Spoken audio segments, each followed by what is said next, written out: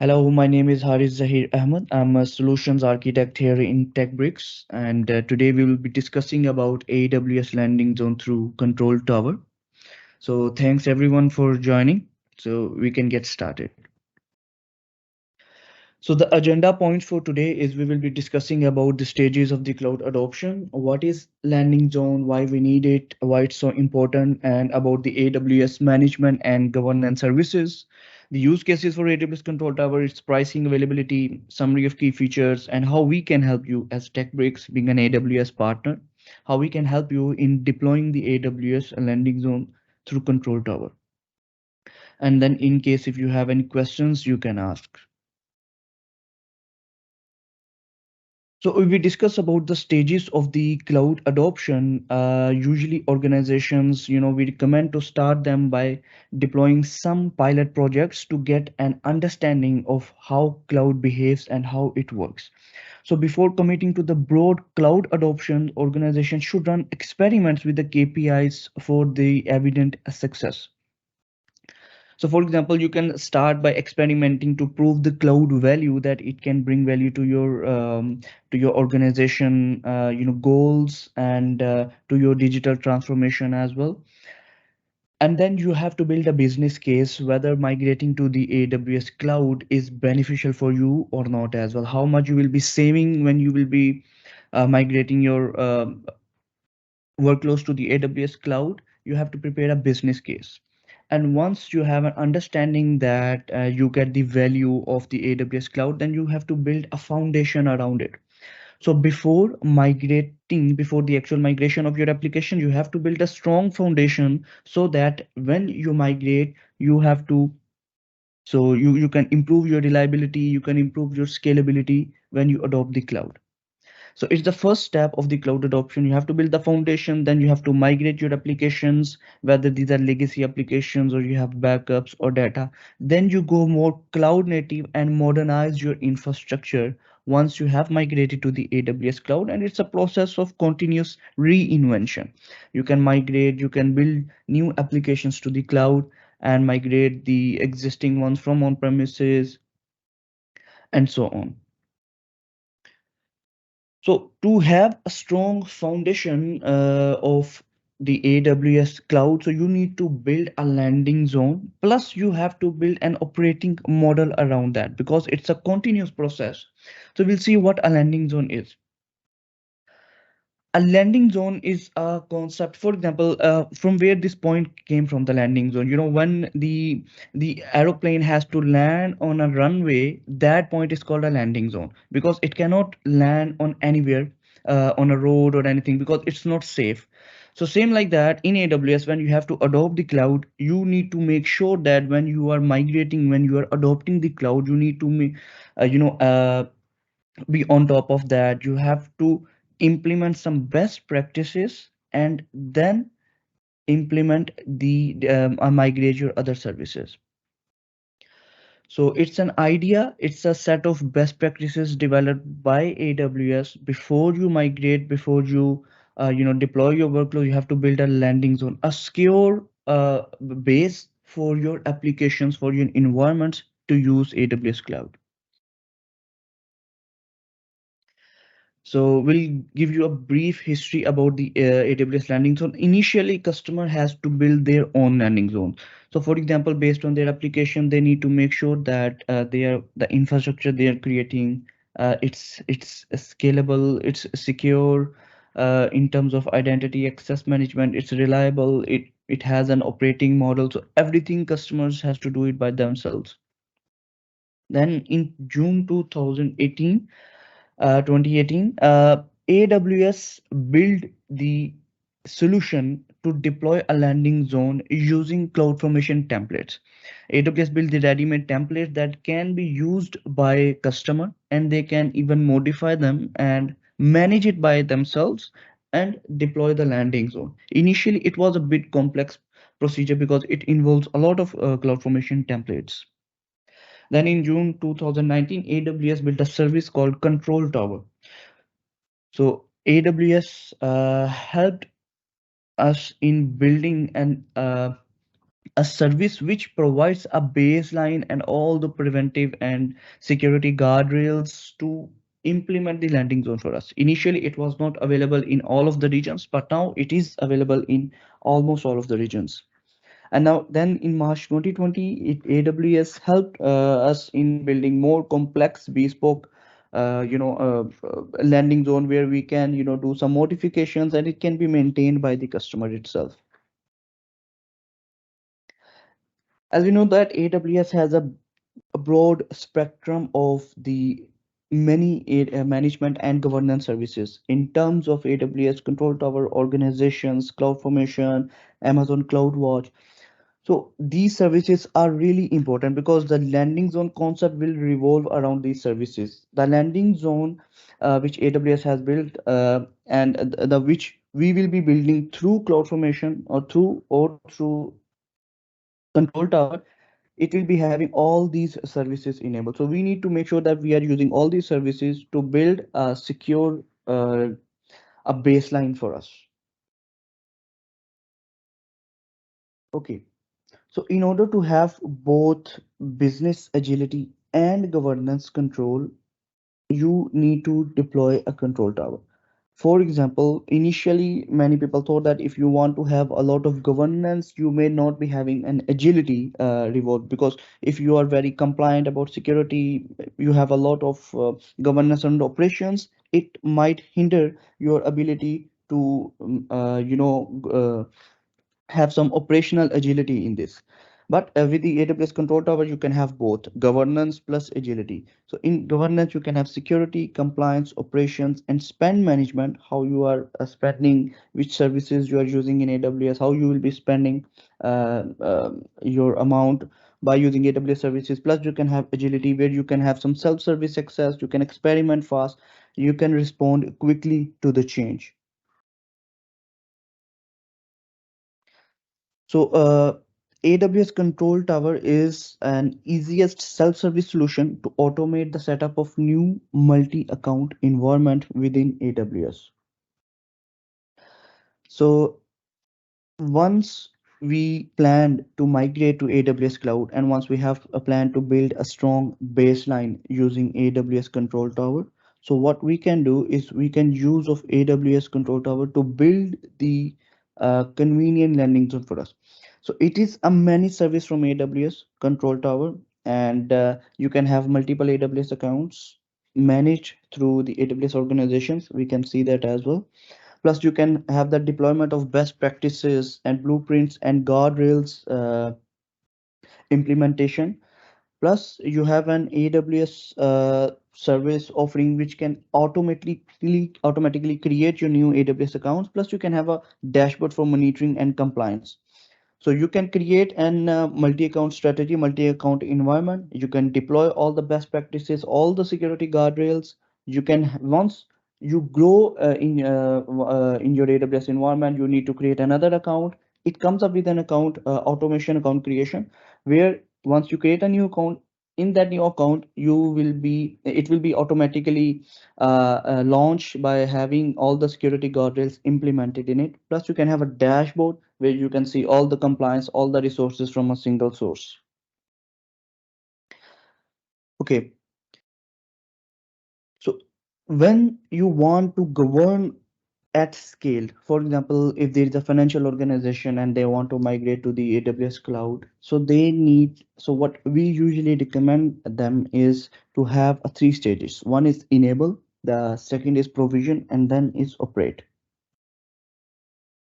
So basically, once you enable your AWS account, you have set up all the guardrails, all the basic security implementation in terms of identity access management, centralized logging, networking. Then once you have to provision the new accounts, new AWS accounts or new services, you have the process around that as well. Also, once you operate in the AWS account, because once you are migrated, you are operating your application, maybe you are modernizing some, or maybe you're going more and more cloud native, you need operating model as well. So the first step is to be enabled. So we'll see what comes up under enable. So once we set up the landing zone, we need to enable the governance. So we can have this centralized identity and access management. When we deploy the AWS Control Tower, it comes up with the centralized identity and access management through AWS SSO. So we can enable the AWS SSO service and manage all the access to our AWS accounts through a central identity and access management. Plus, we have to enable we need to establish the guardrails. So once we deploy this AWS Control Tower, the guardrails will be implemented. For example, the MFA on the root user should be enabled. The buckets should be public, should not be public. We shouldn't be having port 22 open to. Also, we can implement certain set of rules which we need as per our compliance. It comes up with some sort of by default guardrails which are recommended by AWS. So it will implement automatically within all your AWS accounts. Plus, you have to automate the account provisioning. So once we operate in AWS, we need to create new AWS accounts. We need to deploy a new AWS services, or we need to migrate new applications. Once we create new account, the account provisioning will be automated and it will be compliant. It will be having all the uh, guardrails, all the security best practices implemented within that AWS account. So it's a continuous process. We have to continuously manage this. If new users are coming, we are managing their identity. If we have new compliance, we can implement some more guardrails. If we need to create new AWS accounts, it can be provisioned through this landing zone and it can be compliant.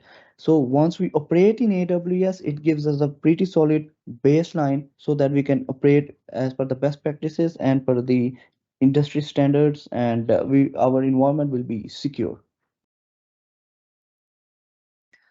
With all these features of this AWS control tower, and many wonder that it might be very difficult to implement AWS control tower because it comes up with a lot of AWS services. But actually it is not. So it is having a lot of AWS services and implementing a lot of things for us, and actually easing our way to manage the AWS cloud. But it comes up with a pretty easy configuration. So what you need to do is just 1 hour, 0 lines of code written. You don't need to write any code. You don't need to write any policy for security. You don't need to write any lambda functions, nothing. Plus you need two email addresses, which when you deploy the AWS control tower, it will create two accounts for you, for the audit and for the logging archival. So it will implement the centralized logging for us. In case you have like 5 AWS accounts, so it will gather all the logs and put into a log archival account. So you just need two email addresses to create those two AWS accounts and just few clicks. Once you do that, you will be having an automated landing zone. You will be having a built-in identity and access management through AWS SSO. You will be having an account factory to create new accounts, which comes up with the security baseline. Plus, it will be having pre-configured log archive and audit account to access and audit access to accounts. So, for example, when you create the this landing zone, it will create the log archival account for the centralized logging and the audit account. In case you have to audit your accounts, you can have a separate audit account where you can give access to maybe auditors or different security teams, and they will be having access to all your accounts within your organization. Plus, this will come up with some guardrails implemented. It will come up with some built-in monitoring and notifications as well. Plus, it will come up with some dashboard for your visibility, and it is having some automatic updates as well. If new features are coming, or new guardrails or new implementations from AWS are coming, so it will be you will be having some automated updates. So this is the overall high level picture. Once you create the landing zone through control tower, this is what you get. For example, you are migrating to the AWS cloud, and you have one a management account where you will be deploying this AWS control tower. It will be using CloudFormation stack sets, all managed by AWS, and then it will be creating this organization You can create sub-organization core or organization units as per your business requirements, as per your application. For example, if we talk about the financial organizations in a very high level, so they will be having one management account.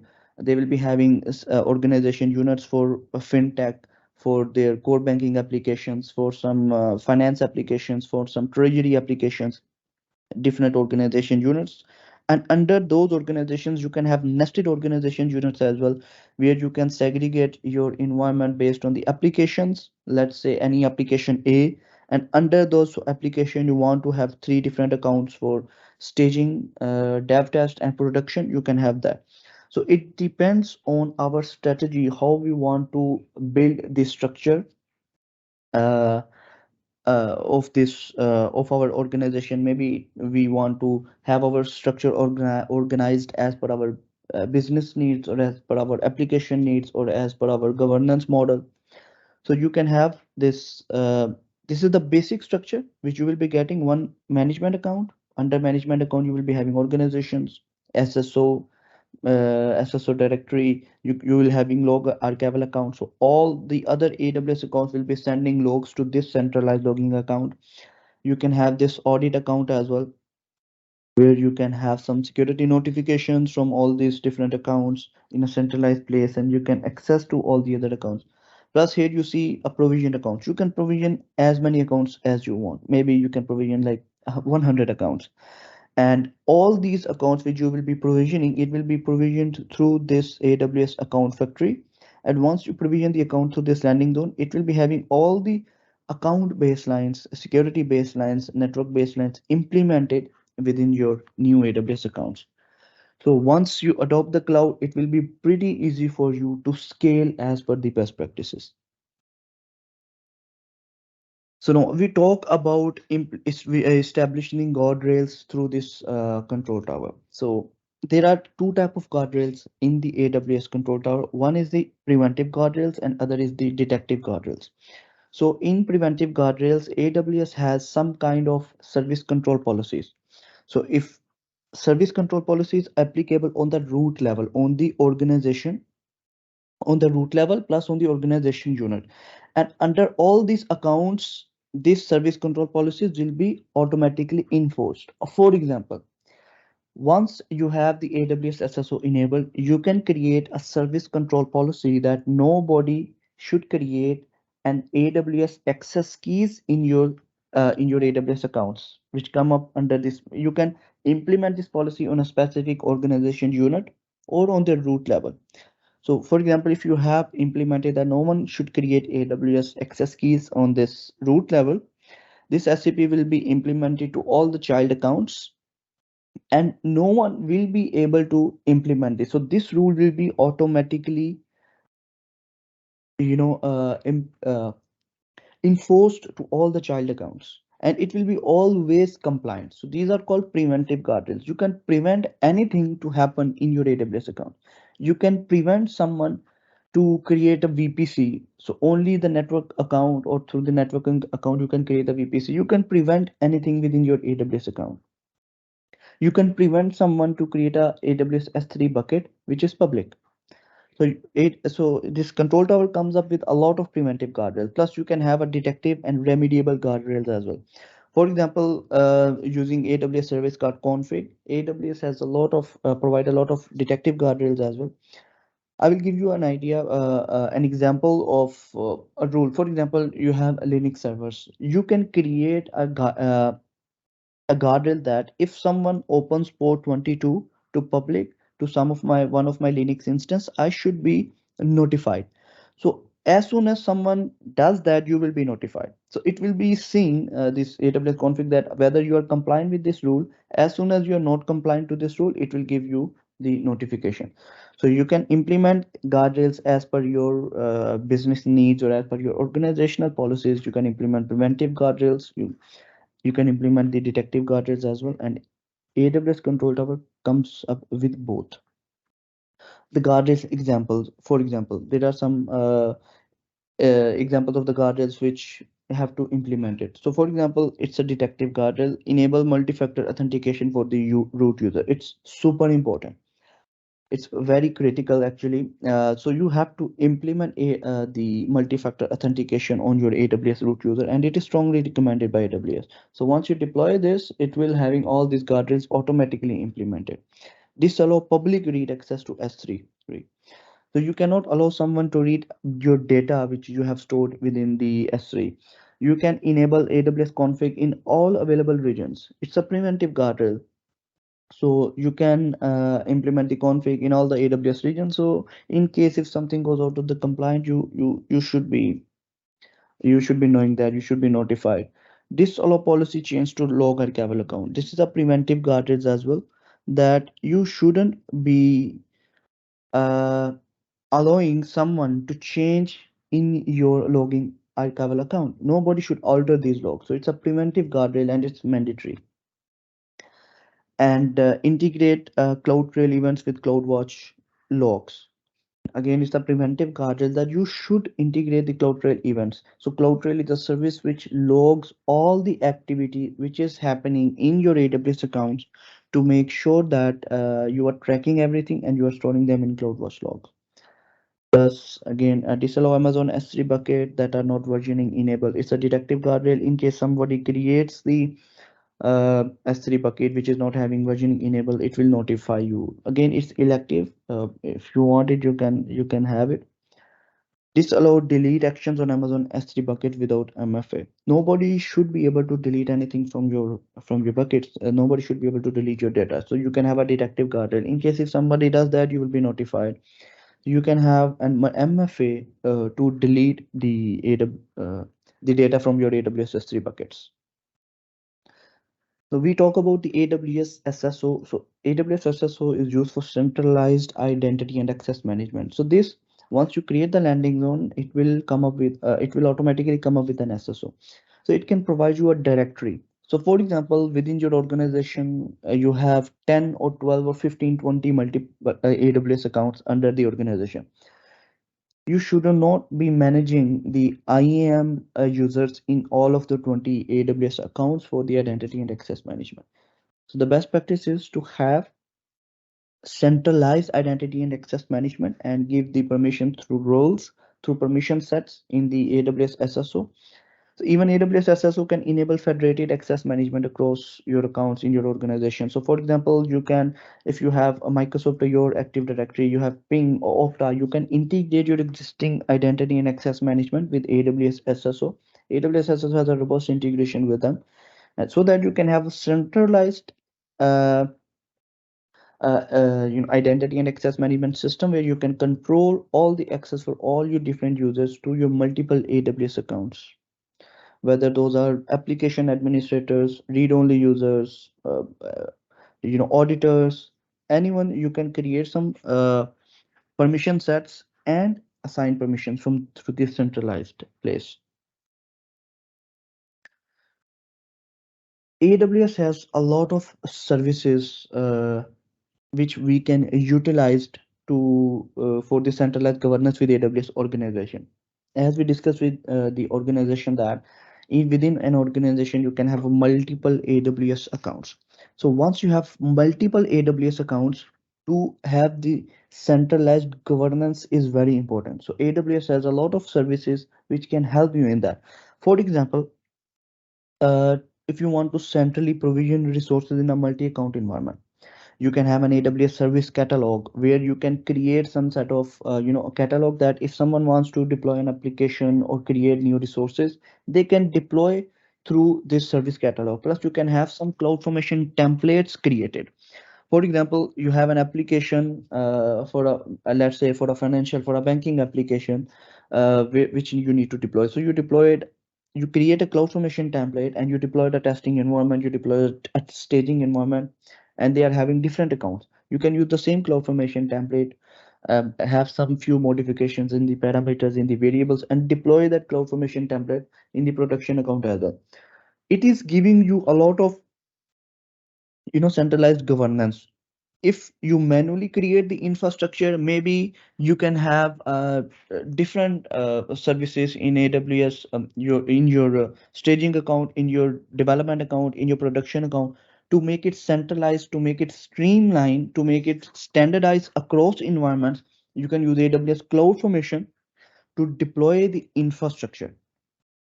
So you can have multiple CloudFormation templates created for you for your organization as per your application, as per your business needs. So if someone needs to create the infrastructure, they can use those templates and create the infrastructure within minutes.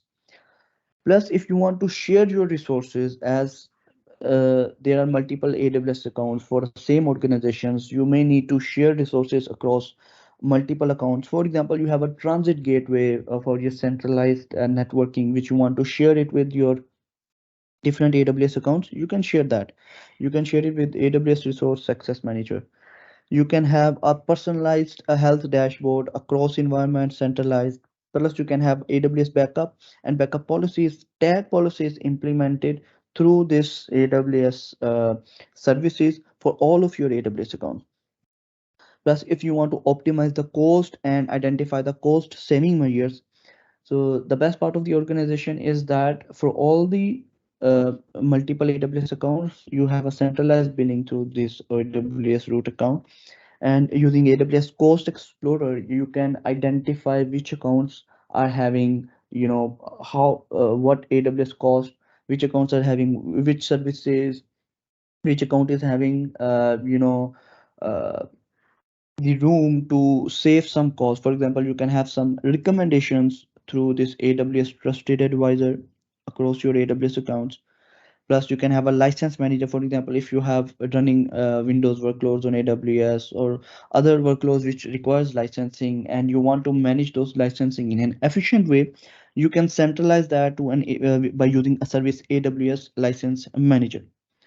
Also, if you want to integrate seamlessly the security services, there are many AWS security services which can help you identify, for example, guard duty, to make sure that it is detecting any anomaly within your AWS account. You can have a firewall manager, you can have AWS Messy, you can have a security hub as well to understand the security posture of your AWS account and of all of your AWS accounts, and making sure that you are taking the right decisions by looking up the dashboards and the standards. What you need to do, you can perform some necessary actions. So using AWS organization and using AWS services, it is pretty easy for us to manage the governance in a centralized and in an efficient way. Okay, so to the last part of this is we see how we can provision the new services through CloudFormation, how we can enable ourselves in by deploying all these guardrails, and then we need to operate as well.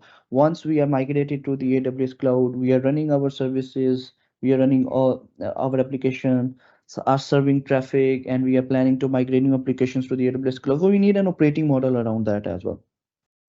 So we can operate with agility. Again, AWS has a lot of services which can help us in enabling ourselves with the control actually. So we can monitor our workloads. It's a continuous process. When you have to operate it, you have to continuously monitor your resources, you have to continuously audit your resources, configurations, policies, enforcements, and all these things. Maybe you have new applications, they have a different set of security requirements. So it's a continuous process. You have to continuously monitor, continuously audit, plus you have to act accordingly.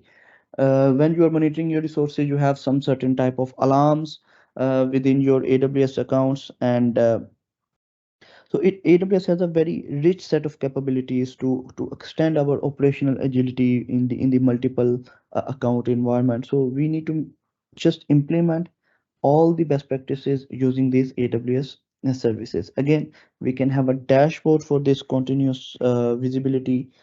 We can continuously monitor our AWS accounts. We can see where we are standing and what's happening in our AWS accounts. You can have a centralized visibility using the dashboards to your multi account AWS environment. So for example, if you want to see, okay, which resources are being used, how many organizations I have, how many AWS accounts you have, how many guardrails we have implemented, which guardrails or which accounts are compliant, which accounts are not compliant. So we can have this centralized view, it is very helpful for us to make sure that we are we are compliant, and to have the centralized governance of our all AWS accounts. So this dashboards, it helps us in implementing this. So for example, in this dashboard, we can see that we have three organization units, 34 accounts, and these accounts, for example, this a core organization unit is compliant, this project one is not compliant, this customer is not compliant. We can identify that, okay, why it is not compliant, and which rules it is not complying to, and we can take necessary decisions accordingly. Okay, so once we enable the AWS control tower for many customers, and they just need something additional. They need more. They need more superior visibility. They need more automated operations. Once they adopt the cloud, they need to enforce more, guardrails and global security compliance for their different application, for their different requirement. Plus, they need to have some network operations as well, centralized security and network operation. So we can implement all these things using AWS services. For example, through the cloud operations, we can automate a lot of things in terms of security as well.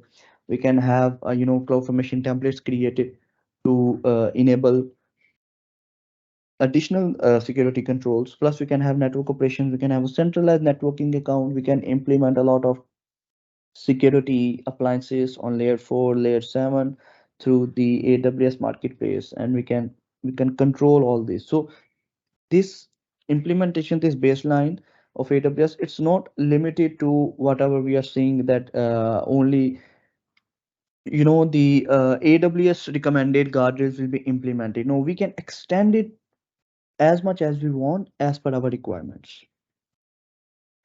So for example, we have a different use cases for implementing this control tower solutions on the, so it is on the AWS marketplace as well.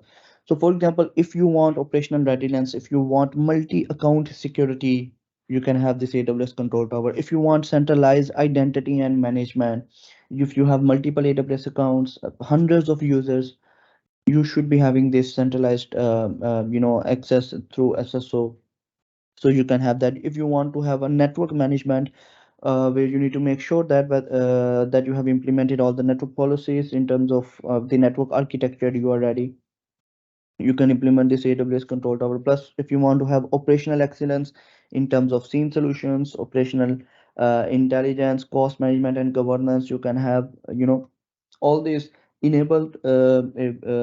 You can have this AWS control tower solutions through the AWS marketplace. You can have some theme solutions, for example, Splunk, or any other which you are using. You can have it from the AWS marketplace. If you want some operational intelligence, if you want some cost management and governance, there are multiple tools which can help you in managing your cost, in help you in saving your cost for your multiple AWS account environment.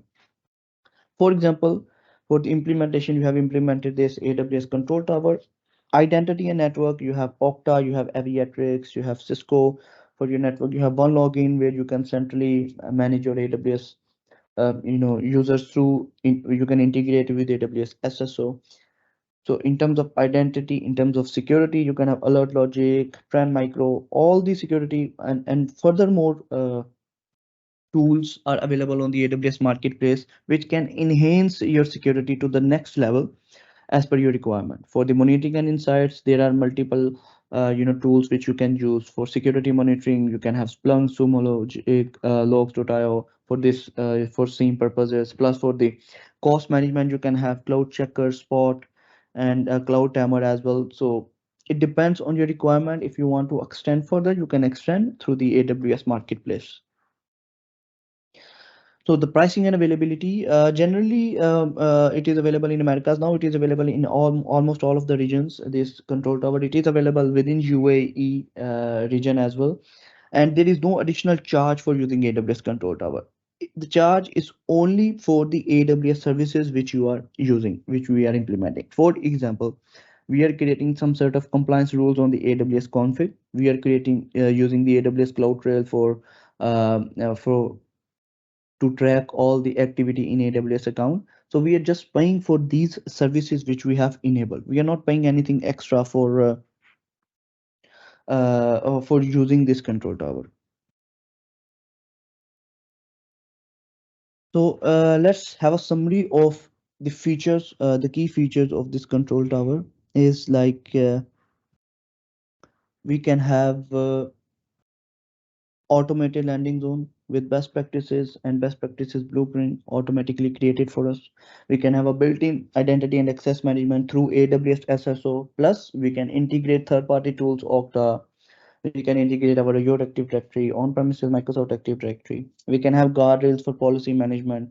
We can create some kind of policies that nobody should be having port 22 enable. Nobody should keep the S3 bucket public. We can implement all these type of guardrails, making sure that we are compliant with our organizational requirements. We can have a pre-configured log archival and audit account where for the log archival account you can have the centralized login, and for the audit account you can sign into your any AWS account and perform some audits. It's for the security team. Plus you can have a account factory. Whenever you will create a new account, it will build the security guardrails and security blueprints automatically for you. Plus, it can come up with built-in monitoring and notifications. You can have a centralized view in all of your AWS accounts, and you can build some notifications around that. If some rule is compliant, if somebody is creating the public S3 bucket, you should be notified on that. You can create some notifications around it, so you can manage your govern your AWS accounts. Plus you can have the dashboard for visibility. In case you see something is not compliant, you can take necessary actions on that. Plus you can have some automatic updates. You can launch many tools from the AWS marketplace. And now, if we see the all these benefits of this AWS Control Tower, how we can help you? As a TechBrix, we have experience in implementing the AWS Landing Zone through Control Tower and Cloud Formation templates for multiple for multiple organizations who has migrated to AWS Cloud and who want to adopt AWS Cloud. So we have many organizations in that.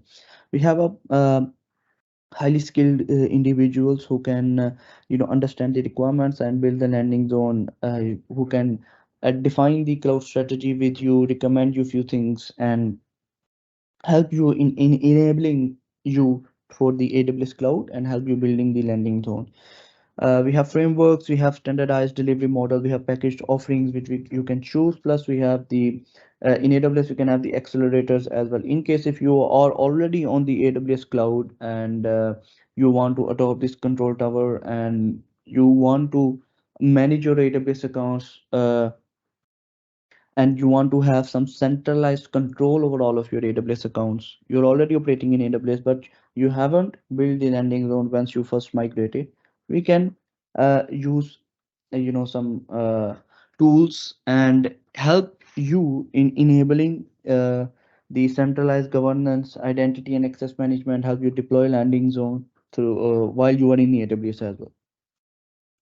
So our approach will be, we will be aligning the business outcomes with your stakeholders. We can launch the set of enabling technologies plus scale, and then we have to continuously optimize as per the business outcome. So first, we need to have some advisory where we can, have some alignment within with the different stakeholders, with the application owners, and identify the business outcomes, what we are looking for, and then the organization analysis in terms of security, governance. We can do some kind of POCs to help your organization to understand how the cloud operates. And then we can help you in launching the AWS cloud adoption through the frameworks, through the migration planning, through landing zone implementation, by assessing your readiness while you are ready to adopt the cloud, or you need some kind of changes within your organizations. We can help you with the gap identification so that you can feel ready that you can adopt the cloud, and you can implement that change within your organization and adopt that change efficiently. Plus, again, we can help you build some kind of operating model because once you go into AWS cloud, operational excellence is a continuous process. You have to continuously evolve, and you have to continuously refine your systems which are deployed on AWS. So in a high level, the activity would be, if you're engaging with us to deploy this AWS landing zone for you. So the activity will be having an initial meeting, defining the account strategy, with then deploying the landing zone and doing discovery sessions for your team, and then designing the network. For example, if you want centralized networking, you want some layer 4 protection, layer 7 protection, for your critical applications. So we can identify you to define the design the network, design the data protection, design the security controls, what kind of SIEM solutions, how to implement these guardrails, what kind of service control policies should be implemented, and what kind of threat detection we will be using. So we can help you identify this. So the first part, initial meeting, identify all the goals, defining the strategy, creating the account structure in using AWS organization, deploying the landing zone, defining network, design the data protection, design security controls, then network implementation. Whatever we design the network as per your requirements, then we will implement all these controls, and then a testing and knowledge transfer through documentation, through discovery sessions, uh, through engagements we can have, so that your team should be able to understand what we have done and how we will be then you should be able to operate in AWS cloud efficiently. So thank you so much, guys, for joining. Hope you have maybe learned few new things, and in case you want to reach out to us in terms of any consultation or in terms of implementing the landing zone, you can. And if you have any questions, you may please ask. Thank you.